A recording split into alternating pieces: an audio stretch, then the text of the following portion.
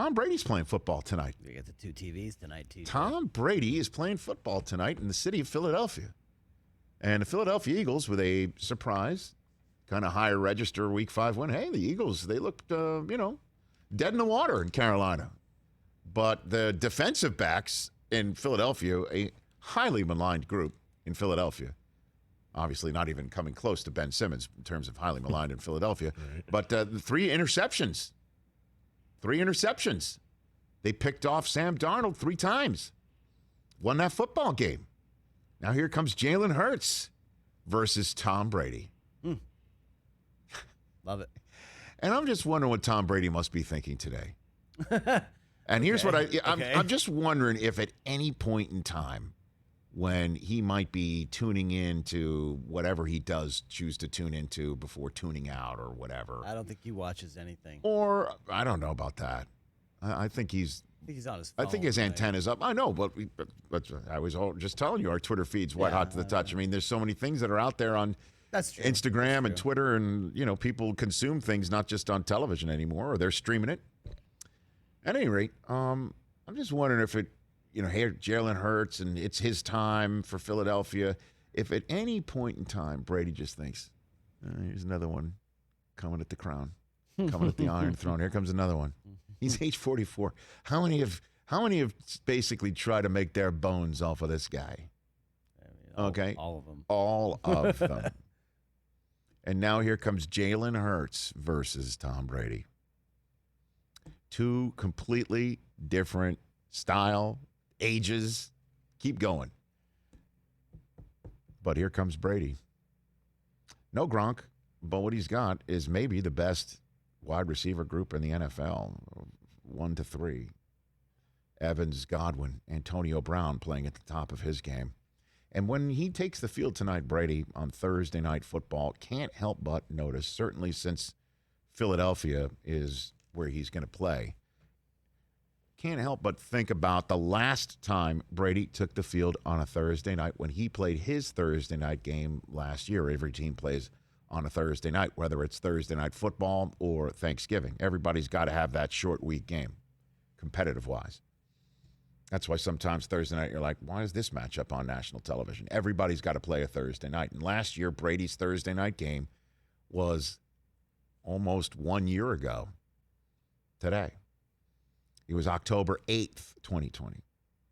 So about a year and a week ago when he took the field against Nick Foles and the Bears. Rematch. Yeah. And Nick Foles got him again, didn't he? Or Father Time was getting Brady. Don't forget, he thought there was a 4th down coming, and instead it was the 5th down. And that famous photograph of him holding up the 4 fingers, looking at the sideline or a referee saying, wait a minute, it's 4th down now. No. That was 4th down. Game over. And we were talking about Brady having a senior moment. Legitimately. Legitimately. At the time. I mean, it seems hilarious now. That's why I'm talking about it now. At the time, it dropped the Bucs to 3-2. 3-2. If you remember, they lost their opener in New Orleans, and Brady threw a couple of interceptions, and Arians flat out said in a post-game press conference, that one was on Tom. Call them out. Words that Belichick never said in their relationship with Brady. 3 wins in a row. Then came that Thursday night in Chicago where Brady and the Bucs lost. Foles got him again. And we were saying Foles got him again. And is Brady beginning to show diminishing returns? Should he have retired? After all, why is he trying it somewhere else? Can he possibly win without Belichick? Can he possibly do it somewhere else? These were legitimate. Well, these were actual questions being asked. Whether you consider them legitimate based on Brady's history. But we have stopped looking for diminishing returns from Tom Brady because the returns only go up. He's currently the leading passer in the National Football League at age 44, entering week number 6. Nobody's thrown for more yards than this man. He's playing at the very tippy top of his game. We're not seeing any of those throws, those deep throws suddenly come nose down, come nose down out of nowhere, and it's just like, well, wait a minute, what happened there? We're not seeing anything coming out of his hand late. We're not seeing anything in the offense looking off. We're not seeing anything like that at all. His off game in New England, guess what? Anybody's going to have an off game when you're surrounded by family and friends that you are no longer on a daily in-touch basis because you left the roost. An out-of-body experience in the rain in New England that he did, in fact, survive with a win. Came here to Los Angeles. Even that loss is only loss on the record this year. The Bucs only lost in the record this year. Anybody blaming Brady for that one? Zero diminishing returns. Zero. 1 year ago tonight, 4. How many downs? Yeah, 4. Yeah, just some stats, Rich. You mentioned number 1 in passing yards. He's number 1 in completions. He's number 2 in touchdowns. He only's thrown 2 interceptions. He's top 5 in ESPN's QBR, top 5 in passer rating. This is why the rest of the NFL should fear. And I know that that's a word that's infused, fear.